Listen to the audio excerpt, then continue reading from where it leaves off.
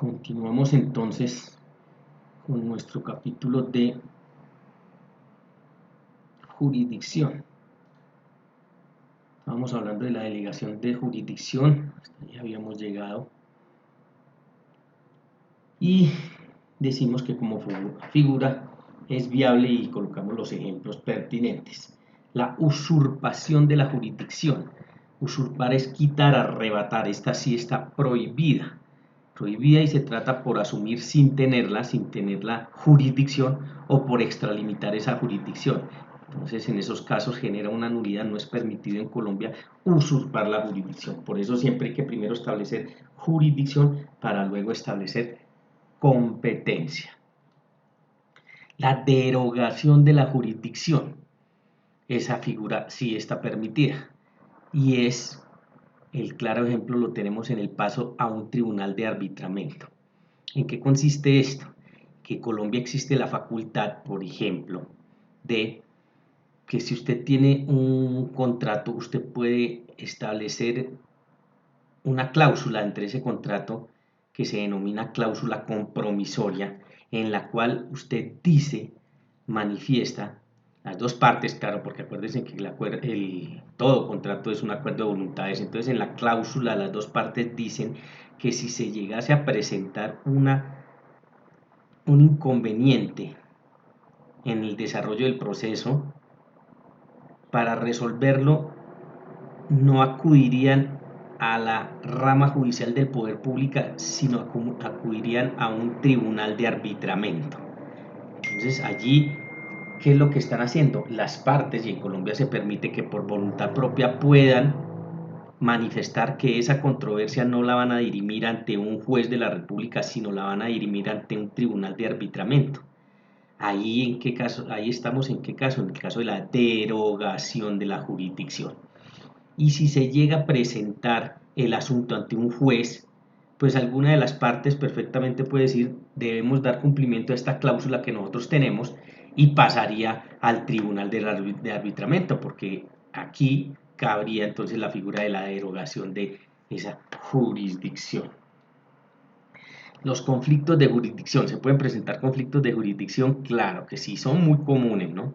Pero miremos el esquema general para entrar ahora a mirar casos particulares.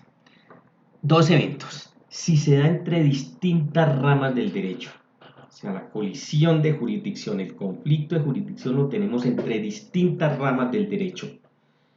Distintas ramas del derecho, ¿cuál puede ser? La rama civil con la rama laboral y hay un conflicto de jurisdicción que no se sabe o hay inconvenientes o las partes manifiestan inconvenientes en si pertenece a la jurisdicción civil o si pertenece a la jurisdicción laboral, entonces allí se suscita el conflicto, no sabemos a cuál acudir. ¿Quién lo dirime?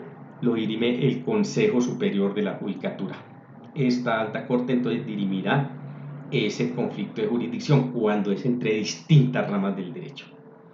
Pero si es al interior de una misma rama del derecho, pero entre distintos jueces, entonces estaríamos que esa jurisdicción en lo ordinario o del ordinario en lo civil, saben ustedes que conoce asuntos civiles, agrarios, comerciales y de familia, de tal manera que digamos es una misma rama porque es una misma jurisdicción que es la jurisdicción ordinaria en lo civil. Y entonces el conflicto no se sabe si se puede llevar a un juez civil o si se puede llevar a un juez de familia, o si se debe llevar a un juez civil o si se debe llevar a un juez de familia. Entonces ahí tenemos un conflicto de jurisdicción, pero al interior, digámoslo así, que suene redundante, de la misma jurisdicción que es la ordinaria en lo civil. Ese conflicto que se presenta, esa dualidad que no sabemos si ir al juez civil o al juez de familia, lo dirime la Corte Suprema de Justicia. La Sala de Casación Civil, Agraria, Comercial y de Familia de la Corte Suprema de Justicia dirime ese conflicto. Entonces, ahí tendríamos ese escenario de los conflictos de jurisdicción. Es pertinente hablar también en conflictos de jurisdicción, que es muy común, lo anunciamos al principio de este subcapítulo de conflictos de jurisdicción en una misma rama, como es la penal, pero cuando hay leyes especiales o hay excepciones al manejo de la acción penal a través de ley especial. Les digo que es muy común porque a toda hora ustedes están permanentemente escuchando qué es un asunto penal. Hoy todo lo que ha sucedido y sucede y viene sucediendo con el tema de la policía a nivel nacional, pero con énfasis en Bogotá, de si el asunto ya en el presunto o en la presunta comisión de un delito, esos policías se someten a la justicia penal militar o a la justicia penal ordinaria. Y entonces miren que ahí puede y se suscita mucho y se queda a veces mucho tiempo el Estado en resolver a qué jurisdicción va. Si va a una jurisdicción especial, en este caso seguimos en el ejemplo que es la jurisdicción especial en lo penal, que en Colombia se llama la jurisdicción de lo penal militar, la justicia penal militar, o la justicia ordinaria en lo penal. Y ahí entonces tenemos y nos encontramos permanentemente con conflictos de jurisdicción. Claro, la defensa de los policías tiende siempre a que se les lleve a la justicia penal militar porque encuentra en ellos una garantía mayor al disponer, como así lo dice la norma, que esa justicia penal militar es una justicia especial y rige desde una óptica militar. Entonces usted como defensor de los policías, ¿qué es lo que más le interesa jurídicamente? Pues llevar su asunto a la justicia penal militar porque, digámoslo así, va a estar en un ámbito militar entre los militares. Mientras que la otra posibilidad es ir a la justicia ordinaria en lo penal. Pero ahí quién ya es el juez. Ahí ya vamos a toda la jurisdicción de penal en lo ordinario, que saben ustedes ya que la cúspide la ocupan la sala de casación penal de la Corte Suprema de Justicia y bueno, de ahí para abajo, los jueces penales en sus distintas denominaciones. Se presenta ese conflicto de jurisdicción y permanentemente estamos escuchando si el asunto lo va a atender la jurisdicción ordinaria en lo penal o si el asunto lo va a atender la jurisdicción especial que es la penal militar. La estructura de la rama judicial, las características. La estructura de la rama judicial. Entonces aquí nos ubicamos tres poderes, tres ramas del poder público en Colombia. La rama legislativa, que es la que tiene que ver todo con legislación, la creación, derogación, reforma de leyes, el Congreso de la República. La rama ejecutiva del poder público, el presidente y sus ministros, y todo el quehacer ejecutivo del Estado. Y la rama judicial o jurisdiccional, que es la encargada de la administración de justicia, hecha, dispuesta para resolver los conflictos de los asociados. Entonces nos ubicamos y a ustedes les interesa y van armando la estructura de la rama judicial, porque tiene una estructura general, pero asimismo la tiene por cada una de las ramas del derecho. Entonces ustedes se tienen que saber la estructura civil, la estructura en familia, la estructura laboral, la estructura contenciosa administrativo y así sucesivamente. ¿Cuáles son las características de esa estructura de la rama judicial? Una que es permanente. ¿Por qué? Porque los conflictos son continuos. El conflicto, la parte histórica ya lo veíamos, hace parte del ser humano. La convivencia del ser humano, dos o más seres humanos, ya tiene inmersa la posibilidad del conflicto. Y entonces vamos a todo el esquema de resolver ese conflicto. Ya lo saben ustedes, o una autocomposición o una heterocomposición. Autocomposición cuando las partes por sí solas lo pueden hacer y no estaríamos en este caso.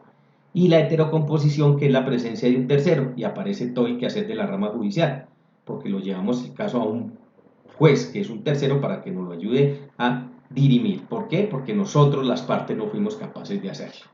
Entonces tiene el carácter de permanente. General, porque se ejerce en relación a todo conflicto. Todo en conflicto entre los asociados, claro, tiene que tener ese respaldo y tiene que tener ese esquema. Acuérdense que estamos hablando de jurisdicción, ¿no? Juris, dictio, quien dice el derecho, entonces tiene que abarcar todo conflicto y así está dispuesto. Se dice que es exclusiva. porque lo hace esta rama del poder público, la rama judicial del poder público, aunque ustedes verán que hay algunas excepciones. Por ejemplo, el Congreso.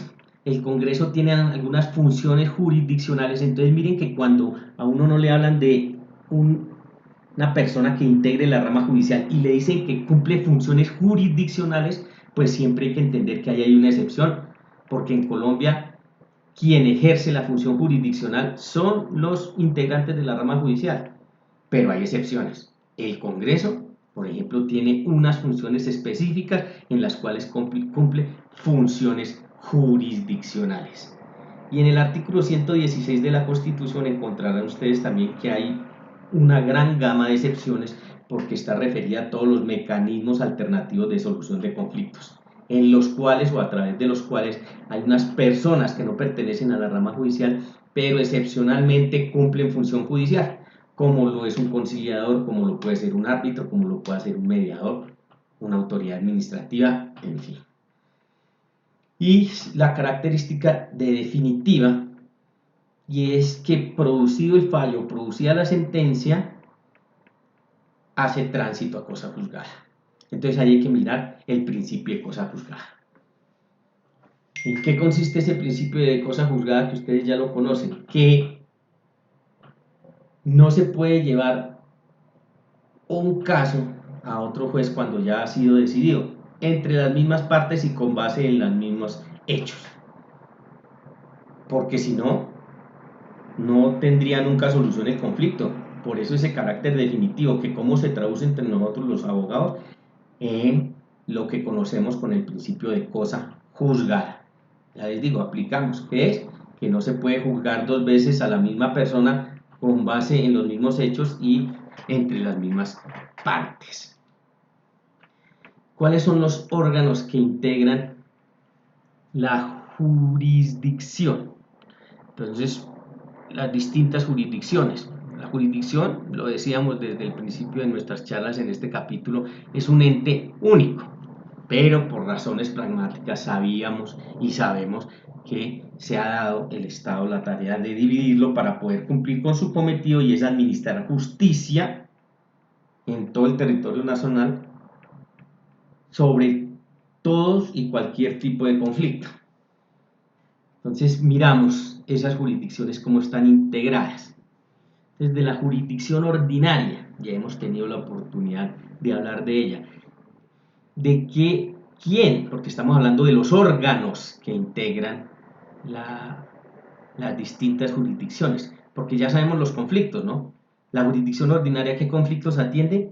Civiles, laborales y penales. Y dentro de los civiles siempre tengo que tener en cuenta que ahí se incluyen civil, agrario, comercial y de familia. Pero en fin, la jurisdicción ordinaria atiende esos tres tipos de conflictos: civiles, laborales y penales. Entonces, los órganos, ¿quiénes son? Y vamos a hablar y vamos a mirarlo siempre desde el superior jerárquico al inferior dentro de esa jurisdicción. Entonces, el órgano máximo en Colombia de la jurisdicción ordinaria, ¿cuál es? La Corte Suprema de Justicia en sus tres distintas salas de casación. Y por eso es que allá encontramos sala de casación civil, agraria, comercial o de familia, sala de casación laboral y sala de casación penal. ¿Por qué? Porque atienden esos asuntos y son el órgano máximo en la jurisdicción ordinaria. Descendemos de estas salas de casación de la Corte Suprema de Justicia, y ¿a dónde llegamos? A los tribunales superiores de distrito judicial. Entonces es el órgano que sigue en sus distintas salas también, tribunales superiores de distrito judicial. Después, en ese rango, seguimos bajando y encontramos los juzgados o los jueces ya en particular, que digamos, si tomamos las jurisdicciones civiles o la penal, encontramos jueces civiles del circuito, jueces penales del circuito. Cogemos un ejemplo en vía civil. Debajo de los jueces civiles del circuito, ¿a quiénes tenemos? A los jueces civiles municipales. Y debajo de los jueces civiles municipales, ¿a quiénes tenemos? A los jueces de pequeñas causas y competencias múltiples. Y por último, debajo de ellos, a los jueces promiscuos. Entonces yo los invito a que vayan organizando por las distintas jurisdicciones y las distintas ramas del derecho el esquema, las pirámides. Pero eso hay que tener tiempo, hay que sentarse, hay que hacer la pirámide, papel y lápiz, ir subiendo, ir descendiendo. Y entonces ya lo dijimos en forma descendente. Si lo hacemos de forma ascendente, en el ejemplo que estamos tomando, que es la jurisdicción ordinaria en lo civil, entonces tendríamos en la base los jueces promiscuos y vamos subiendo. Jueces de pequeñas causas y competencias múltiples, jueces civiles municipales, después jueces civiles del circuito, después salas civiles de los tribunales superiores de distrito judicial y después la sala de casación civil, agraria, comercial y de familia de la Corte Suprema de Justicia. Entonces, si usted tiene la pirámide, usted ha dibujado la pirámide y se dedica a hacerla, pues empieza a entender el esquema de todo el aparato jurisdiccional, que en Colombia, pues pueden ustedes imaginar, es bastante complejo porque es bien robusto. Hasta ahora solo hemos hablado y hemos colocado el ejemplo en una de las ramas del derecho, que es la civil, y esa es su estructura. Pues así la tienen que hacer y tener en todas, porque precisamente están partiendo de una teoría general del proceso, que es nuestra asignatura, pero miren que es general del proceso, de todos los procesos. Cuando ustedes vean lo penal, pues tienen que conocer la estructura jurisdiccional en lo penal. Cuando vean laboral, tienen que conocer la estructura jurisdiccional en la laboral. Y desde aquí, entonces, los invito a que vayan organizando sus esquemas para que la puedan ir entendiendo. De la jurisdicción contenciosa administrativa. Entonces, asuntos contenciosos administrativos, los órganos. ¿Quién? Como máximo, cabeza de la jurisdicción contenciosa administrativa en Colombia, el Consejo de Estado. Después descendemos a los tribunales administrativos y por debajo de los tribunales administrativos tenemos los juzgados administrativos. Entonces esos son los órganos que integran la jurisdicción contenciosa administrativa. De la jurisdicción constitucional tenemos su órgano máximo, otra alta corte, que es la Corte Constitucional. Aquí más adelante vamos a ver la integración, pero estamos hablando de los órganos que la integran. En jurisdicción constitucional como órgano máximo, la Corte Constitucional, alta corte. Ojo que aquí, hasta donde hemos hablado de 3 altas cortes, ¿no? Cada una atendiendo una jurisdicción. La ordinaria por la Corte Suprema de Justicia. El Consejo de Estado, la jurisdicción contenciosa administrativa. Y la jurisdicción constitucional, la Corte Constitucional. Entonces van 3 de las 4 altas cortes. En la jurisdicción constitucional, pues la Corte Constitucional es su órgano máximo, pero de ahí para abajo es supremamente amplia porque todos los jueces, sin importar a la rama del derecho que pertenezcan, están adscritos a la jurisdicción constitucional, porque todos los jueces de la República se deben y tienen que velar por la Constitución. Entonces ese carácter constitucional es el más amplio, toda vez que todos los jueces se deben a la Constitución Política de Colombia. De la jurisdicción de paz, jueces de paz, dentro de un esquema de respeto, como lo decíamos, como jueces que son, a la Constitución. Pero digamos que es una jurisdicción sui generis en la cual pues tenemos los jueces de paz. De la jurisdicción de comunidades indígenas, ya tuvimos oportunidad también de hablar de ellas, y en Colombia se respeta la autonomía y la independencia de la comunidad indígena siempre y cuando no transgreda la Constitución Política de Colombia. Entonces allá tienen, esa es también supremamente amplia, porque se imaginarán ustedes que la jurisdicción de comunidades indígenas, pues podríamos decir que como tienen autonomía e independencia, cada comunidad indígena, que en Colombia hay reconocidas muchas, pues tienen su propio esquema, entonces aquí también es amplísimo. Su límite, pues la Constitución Política de Colombia. En el campo penal encontramos el tema de la Fiscalía General de la Nación, que es el ente acusador en Colombia, y está dispuesto en la Constitución que en acciones penales siempre debe pasar primero por el ente acusador, que es la Fiscalía General de la Nación. Entonces eso está dispuesto constitucionalmente solo para actividades penales y sus afines, disciplinarias, en fin. Y de lo que es ya puntualmente la acción disciplinaria contra jueces y abogados, el Consejo Superior de la Judicatura, que sería la cuarta alta corte, que veremos ese Consejo Superior de la Judicatura como corte está dividida en dos salas, una sala administrativa que para este caso no aplica porque veremos allá es para administrar la rama judicial, pero la otra sí que es la sala disciplinaria y entonces atiende todos los asuntos disciplinarios de quiénes o contra quiénes, contra jueces y contra abogados. Entonces, el Consejo Superior de la Judicatura como órgano máximo, y aquí tenemos la cuarta alta corte, por eso se habla que en Colombia hay 4 altas cortes, y ustedes aquí ya también van amarrando el cuento y ya saben. Yo sé que las 4 altas cortes en Colombia son la Corte Suprema de Justicia, ya sé qué asuntos atiende. El Consejo de Estado, también sé qué conflictos atiende. La Corte Constitucional, ya lo saben a partir de aquí. Y asimismo el Consejo Superior de la Judicatura en su sala disciplinaria.